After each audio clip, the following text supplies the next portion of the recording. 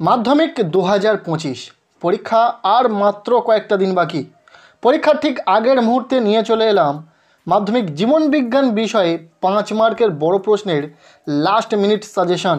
পরীক্ষাতে 5 নম্বরের বড় প্রশ্ন আসবে, 6টি প্রশ্নের উত্তর তোমাদেরকে লিখতে হবে, অর্থাৎ বড় প্রশ্ন থাকছে 30 নম্বর। তবে কোনো একটি প্রশ্ন 5 মার্কের জন্য হবে না, দুটো প্রশ্ন মিলিয়ে 5 মার্কের জন্য হবে। 3 + 2 = 5, ঠিক এই রকমই প্রশ্ন হবে। কাটা কাটা দুটো প্রশ্ন মিলিয়ে একটি প্রশ্ন হবে। সো তার জন্য একটু বেশি সংখ্যায় প্রশ্ন তোমাদেরকে পড়তে হবে।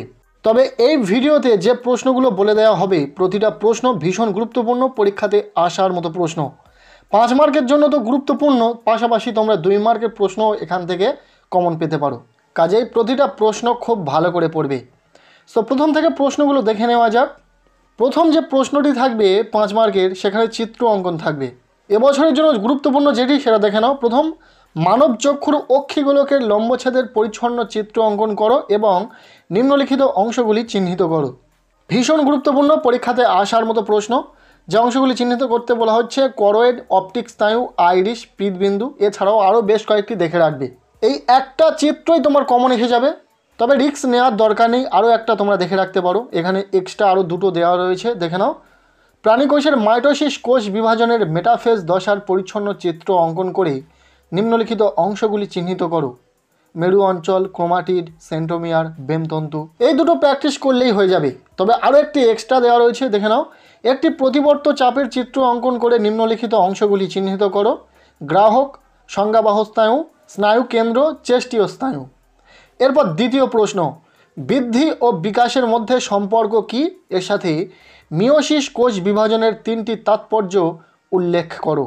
3 নম্বর প্রশ্ন, মানব বিকাশের বিভিন্ন দশাগুলির সংক্ষিপ্ত বর্ণনা দাও। এখানে যে কোনো একটি দশার বর্ণনা লিখতে বলতে পারে, যেমন বার্ধক্য দশার। খুব ভালো করে পড়ে রাখবে। নেক্সট 4 নম্বর প্রশ্ন, কৃত্রিম উদ্ভিদ হরমোনগুলির নাম উল্লেখ করে কৃষিক্ষেত্রে তাদের 3টি ব্যবহারিক প্রয়োগ লেখো। নেক্সট 5 নম্বর প্রশ্ন, অযৌন ও যৌন জননের পার্থক্য লেখো। এর সাথে বায়ুপরাগী, জলপরাগী ও পতঙ্গ পরাগী ফুলের বৈশিষ্ট্যগত পার্থক্য লেখো। এরপর 6 নম্বর প্রশ্ন, মাইক্রো প্রোপাগেশন পদ্ধতির সুবিধাগুলো লেখো। এর সাথে ফার্নের জনুক্রম রেখাচিত্রের সাহায্যে দেখাও। 7 নম্বর প্রশ্ন, একটি সংকর লম্বা মটর গাছের সঙ্গে একটি বিশুদ্ধ বেঁটে মটর গাছ সংকরায়নে যে ধরনের মটর গাছ উৎপন্ন হয় তা একটি চেকার বোর্ডের সাহায্যে দেখাও। প্রশ্নটি খুব ভালো করে পড়ে রাখবে। এরপর 8 নম্বর প্রশ্ন, একটি বিশুদ্ধ কালো ও একটি বিশুদ্ধ সাদা গিনিপিগের মধ্যে সংকরায়ন ঘটানো হলে F2 জনুতে গিনিপিগগুলির ফিনোটাইপ ও জিনোটাইপ অনুপাত চেকার বোর্ডের সাহায্যে দেখাও। এরপর 9 প্রশ্ন, বর্ণন্ধতায় X ক্রোমোজোমে অবস্থিত প্রচ্ছন্ন জিন দ্বারা নিয়ন্ত্রিত একটি বংশগত রোগ। এক্ষেত্রে বর্ণন্ধতা সন্তান সন্ততিদের মধ্যে কিভাবে ঘটে তা একটি ক্রসের সাহায্যে দেখাও। পরবর্তী প্রশ্ন, একটি পরিবারের বাবা ও মা দুজনেই স্বাভাবিক, কিন্তু তার ছেলে হিমোফিলিয়ায় আক্রান্ত। এটিকে তুমি কিভাবে ব্যাখ্যা করবে তা চেকার বোর্ডের সাহায্যে দেখাও। এই যে 2-3টি প্রশ্ন পরপর বলা হলো, প্রতিটা প্রশ্ন কিন্তু মিল রয়েছে, তাই যদি একটু প্র্যাকটিস করো যে কোনো প্রশ্নই অ্যান্সার করতে পারবে। এরপর 11 নম্বর প্রশ্ন, অসম্পূর্ণ প্রকটতা একটি চেকার বোর্ডের সাহায্যে ব্যাখ্যা করো। এর সাথে হোমোজাইগাস ও হেটারোজাইগাস জীব কাকে বলে। 12 নম্বর প্রশ্ন, জেনেটিক কাউন্সেলিংয়ের গুরুত্ব লেখো। এর সাথে মেন্ডেলের এক সংকর জনন পরীক্ষার ফলাফল চেকার বোর্ডের সাহায্যে দেখাও। নেক্সট প্রশ্ন, মরুভূমির প্রতিকূল পরিবেশে বেঁচে থাকতে উটের আরবিসির আকৃতি ও জল সহন ক্ষমতা সংক্রান্ত অভিযোজন ব্যাখ্যা করো। এর সাথে শিম্পাঞ্জির সমস্যা সমাধানের 2টি দক্ষতা উল্লেখ করো। ভীষণ ইজি প্রশ্ন, একবার পড়লে মুখস্থ হয়ে যাবে। এরপর 14 নম্বর প্রশ্ন, অর্জিত বৈশিষ্ট্যের বংশানুসরণ বলতে কি বোঝো? নিষ্ক্রিয় অঙ্গ কি? 15 নম্বর প্রশ্ন, কিসের ভিত্তিতে তিমির, ফ্লিপার ও মানুষের হাতকে সমসমস্ত অঙ্গ বলা যায় তা নিরূপণ করো। জিরাফের গলা লম্বা হওয়ার ক্ষেত্রে ডারউইনের মতবাদ ব্যাখ্যা করো। এর সাথে হট ডায়োলিট স্যুপ কি? পরবর্তী প্রশ্ন, পায়রার বায়বীয় অভিযোজনে বায়ুথলির ভূমিকা লেখো। এর সাথে মৌমাছিরা নৃত্যের মাধ্যমে কি সংকেত বাকিদের জানায়। এরপর 18 নম্বর প্রশ্ন, হটস্পট নির্ধারণের শর্তগুলি আলোচনা করো। এর সাথে ক্রমবর্ধমান জনসংখ্যার কুফলগুলি বর্ণনা করো। এরপর 19 নম্বর প্রশ্ন, জল দূষণের ফলে যে যে জীবাণুঘটিত রোগ হতে পারে তার তালিকা তৈরি করো। এর সাথে কৃষিকার্যের বর্জ্য দ্বারা কিভাবে মাটি ও জল দূষিত হয় তা বর্ণনা করো। নেক্সট প্রশ্ন, রেড পান্ডা কোথায় সংরক্ষণ করা হয়? এর সাথে রেড পান্ডা সংরক্ষণের জন্য কি কি প্রচেষ্টা গ্রহণ করা হয়েছে। 21 নম্বর প্রশ্ন, মৃত্তিকা দূষণের ফলাফল আলোচনা করো। এর সাথে নাইট্রোজেন চক্র ব্যাহত হওয়ার ফলে যেসব ঘটনা ঘটছে তার যে কোনো প্রধান। পরবর্তী প্রশ্ন, পরিবেশের ওপর অ্যাসিড বৃষ্টির দুটি ক্ষতিকারক প্রভাব উল্লেখ করো। এর সাথে শব্দ দূষণের 3টি কারণ ও মানব শরীরের উপর দুটি ফলাফল আলোচনা করো।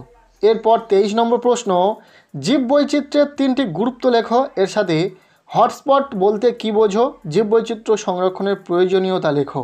এরপর 24 নম্বর প্রশ্ন, জলবায়ু নিয়ন্ত্রণে ও অর্থনৈতিক গুরুত্ব রক্ষায় জীববৈচিত্র্যের ভূমিকা লেখো। এর সাথে বিপন্ন প্রজাতির সংরক্ষণে কি কি ব্যবস্থা গ্রহণ করা উচিত বলে তুমি মনে করো। অনেকের মনে হতে পারে প্রশ্ন সংখ্যা একটু বেশি হয়ে যাচ্ছে, তা কিন্তু মোটেও নয়। জীবনবিজ্ঞান বিষয়ে যেহেতু শর্ট টাইপ প্রশ্ন হবে, 3 মার্কের প্রশ্ন, 2 মার্কের প্রশ্ন, সো তার জন্য তো একটু বেশি সংখ্যায় প্রশ্ন তোমাদেরকে পড়তে হবে।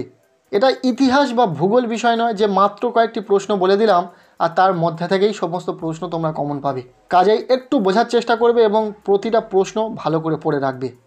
আর জানিয়ে রাখি, আমরা ইতিমধ্যে ইতিহাস ও ভূগোল পাশাপাশি বাংলা সহ ভৌতবিজ্ঞান বিষয়ে last minute suggestion video share করেছি। এছাড়াও তোমরা অঙ্ক পরীক্ষার জন্য কোন কোন সম্পাদ্য, কোন কোন উপপাদ্য বা কোন কোন প্রয়োগগুলো দেখে রাখবে সেগুলো জানিয়েছি। ইংরাজি বিষয়ে রাইটিং থেকে কোনগুলো করলে তোমরা কমন পেতে পারো সেই নিয়েও ভিডিও দিয়েছি। কাজেই অবশ্যই তোমরা চ্যানেলে ভিজিট করে ভিডিওগুলি দেখে নিতে পারো। এছাড়াও আমি এই ভিডিও ডেসক্রিপশানে বেশ কয়েকটি ভিডিওর লিঙ্ক দিয়ে রাখবো।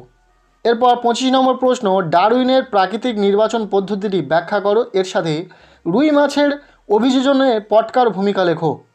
এরপর 26 নম্বর প্রশ্ন, ইন সিটু এবং এক্স সিটু সংরক্ষণ কাকে বলে? এর সাথে জীববৈচিত্র্য সংরক্ষণে জয়েন্ট ফরেস্ট ম্যানেজমেন্ট অথবা জেএফএম এর ভূমিকা লেখো।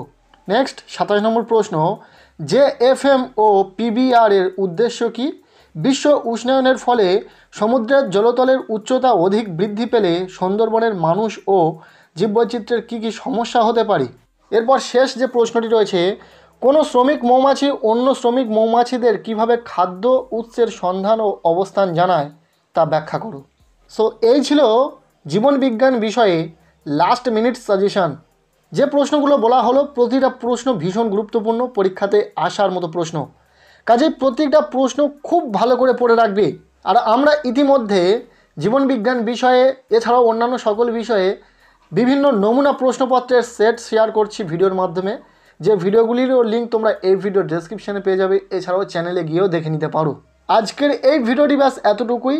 কেমন লাগলো ভিডিওটি অবশ্যই কমেন্টের মাধ্যমে জানিও। ভিডিওটি ভালো লেগে থাকলে লাইক করে দিও। আমাদের এই চ্যানেলে নতুন হলে অবশ্যই চ্যানেলটিকে সাবস্ক্রাইব করে রাখো। আর পারলে ভিডিওটি বন্ধুদের সাথে প্রচুর শেয়ার করে দিও।